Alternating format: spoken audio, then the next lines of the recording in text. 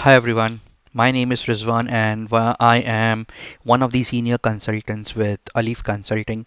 And this time we are going to talk about the role of an Office 365 group or probably Microsoft 365 group within Office 365 itself, because this group these days is just now not being strict or is being limited to Exchange Online only, but yes, the intervention or the group's simulation is also being carried on using Teams and SharePoint these days as well. So we are broadly going to talk on that. We're not going to talk on how this group is created or what all its functioning at the exchange level, because we have already discussed that in the previous topics wherein we covered this under Microsoft 365 groups in a very broad manner as how does this group gets created and what its overall exchange functioning from exchanges point of view. But with this session we are going to know as if you know how this group gets in synced or what makes this group different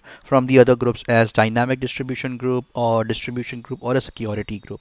So we are going to talk on this, and the very first thing itself is being told on this group that this group was initially being known with name as Office 365 group. And yes, this group gives you the membership of members within adding it as a mailbox as a service within Microsoft 365.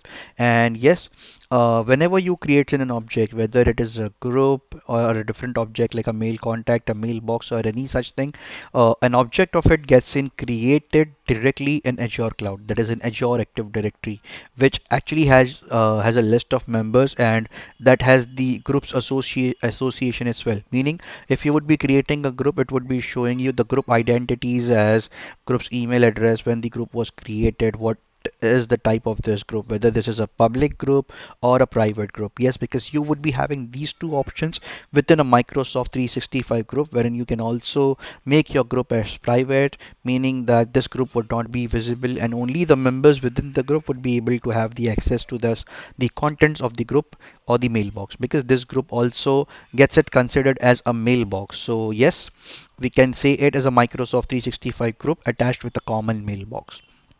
Okay, and this gets integrated with workloads such as SharePoint, Exchange, Planner, Power BI, OneNote, and more specifically with Microsoft Teams, because there are people who create in Teams and within Teams they create in channels, and all this content association is being completely carried away by this Microsoft 365 group. Any changes which would be making to this group would lead into the deletion of or inaccessibility of that specific group. I have seen in many cases in the past wherein customers comes to us stating that I have not attached or not touched the Microsoft Teams, but what I did is I just deleted this group either from the Exchange Admin Center, that is the legacy Exchange Admin Center, or the Azure, and I deleted this group because I have never seen this group and I was under an impression that I did not created this group and how come this group came through, and they deleted this group. And deleting the group resulted in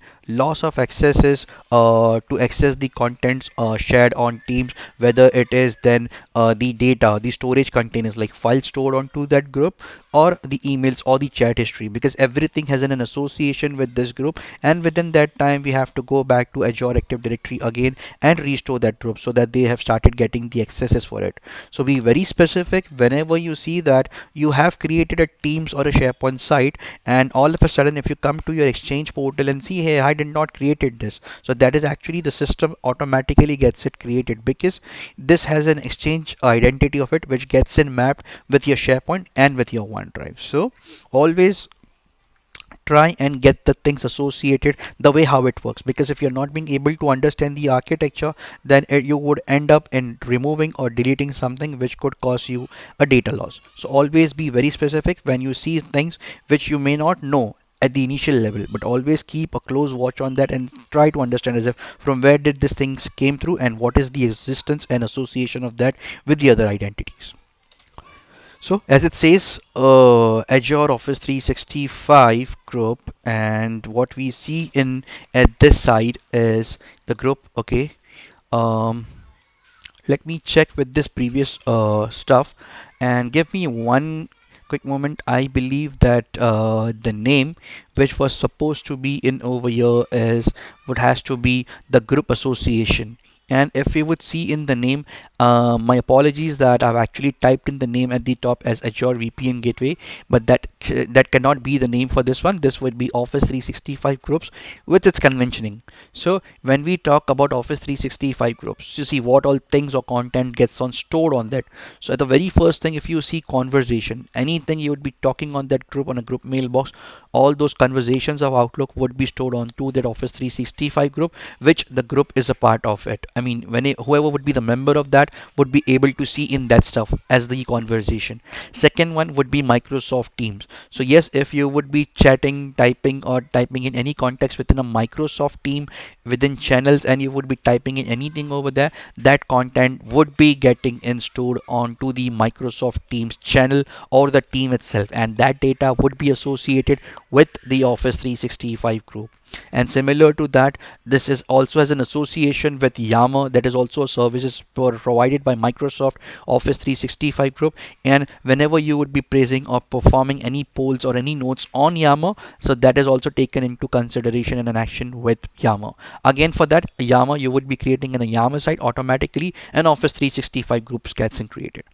If let's say if you need to share a common meetout within an Office 365 group members, so if you would be using the calendaring feature of that meeting, so you can use the feature of that because this group has an the capability to be able to have a mailbox. Okay, so you can also get the things associated with meetings with self.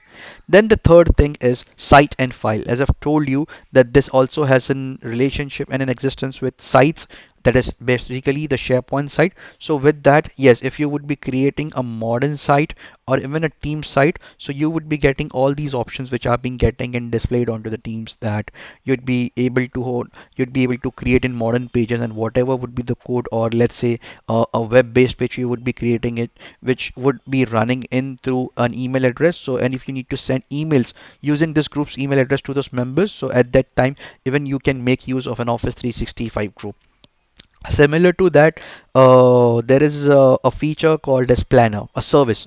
You can see it as a service where you can jot all your plans, unlike you do it in the Outlook desktop client as tasks. But these one would be associated a centralized platform, and it would be getting and integrated with your Exchange, OneDrive, and SharePoint, wherein you can manage and keep all your tasks or projects at a centralized location. And for whichever people you'd like to give it access through within your team or from outside the team, you can easily give them the access. And let's say if you're working in a project with a team of 5 people or 5 folks, then you can assign this planner to them, and you can ask them that you can update all your notes and stuff in over here, and this would be the centralized page wherein I would be able to understand as if what all updates are being going on daily basis. So that could easily be achieved and met with the help of Office 365 group, when you can use Planner with this Office 365 group. Others is you can get this integrated within OneNote or also with Power BI. When it comes to Power BI, there are different differentiation with its licenses. You have Power Automate, you have Microsoft Flow. So with all of these features and functionalities, you can make the use of Office 365 group, because this group is just now not being limited to Office 365 groups just for sending emails only. You can get in an intervention closely with it and can work on it using or making the use of an Office 365 group. And this with this way, Office 365 group is being broadly categorized. So one thing from all these recommendations, I would like recommend you in over years, whenever you would be working on an Office 365 group, so just do not think it from email perspective or from OneDrive or from SharePoint.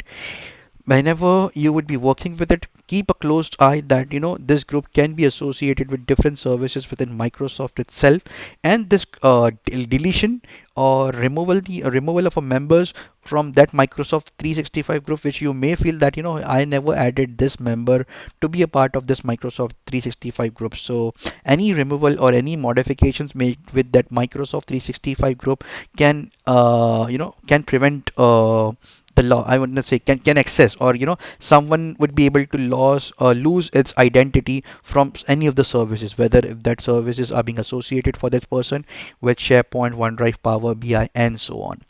So this would be all from my side for this Microsoft 365 group. If you have any of your questions that needs to be answered from my side, feel free to contact me on info@alifconsulting.com. And this is it from my side. Thank you so much for being with us, and thank you for listening to this video, and take care of yourself and you stay safe. Have a good day. Bye bye.